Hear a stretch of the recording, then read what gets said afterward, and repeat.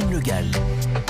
Sans rendez-vous, c'est votre émission Santé et Bien-être. Et dans cette dernière partie de l'émission, nous parlons intimité et vie affective avec vous, Damien Mascret. On rappelle que vous êtes médecin sexologue et aujourd'hui, vous vouliez nous parler de sexe et de sentiments.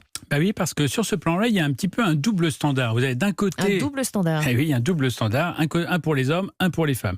D'un côté, les hommes qui multiplient les conquêtes, c'est plutôt bien vu, c'est valorisé, signe de virilité. Et puis de l'autre, pour les femmes, cette fois-ci, qui multiplieraient les conquêtes, c'est plutôt mal vu, comme si finalement, elles ne pouvaient pas avoir d'autonomie et ne pas décider elles-mêmes de rapports sexuels, éventuellement sans sentiment, comme s'il fallait forcément qu'une femme soit amoureuse pour s'autoriser à la sexualité. Et cette façon d'obliger socialement les femmes, finalement, à mélanger sexe et sentiment, attention, je ne dis pas que c'est interdit. Mais c'est un peu cliché quand même. Oui, non, ça pourrait paraître effectivement un petit peu cliché, mais c'est dans l'esprit de beaucoup, c'est dans les représentations de beaucoup, et ça a un retentissement sur la sexualité du couple. On s'est aperçu, en tout cas des chercheurs norvégiens ont eu l'idée d'interroger en profondeur 90 couples âgés de 19 à 30 ans, des couples qui étaient formés en moyenne depuis 21 mois, ça allait de 2 mois à 9 ans.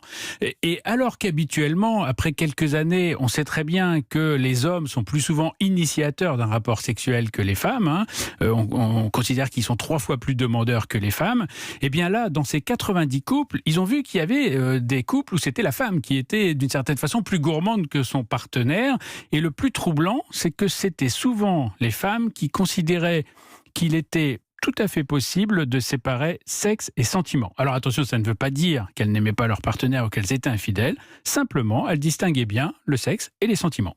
Mais est-ce que c'est un problème de mélanger sexe et sentiments ? C'est embêtant ?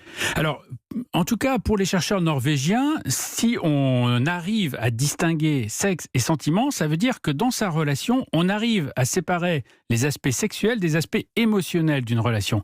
Et ça, c'est important. Dans certains cas, ça évite en tout cas d'utiliser la sexualité comme une arme. Vous avez des couples dans lesquels la sexualité finalement est utilisée comme une récompense quand l'autre s'est bien comporté, et puis comme une punition. On fait en quelque sorte la grève du sexe quand on est en colère ou que l'autre s'est mal comporté. Alors en réalité, cette distinction, cette utilisation finalement fonctionnelle de la sexualité perturbe évidemment le cycle de la libido, parce que ça veut dire que le sexe n'est plus une activité ludique, une activité intime et agréable, mais que c'est devenu finalement une activité qui finalement joue avec la libido de l'autre et non pas avec sa propre libido, puisque quand on a envie, en principe, si les deux ont envie, et même si on s'est disputé, après tout, on peut se réconcilier sur l'oreiller. Merci beaucoup, docteur Damien Mascret.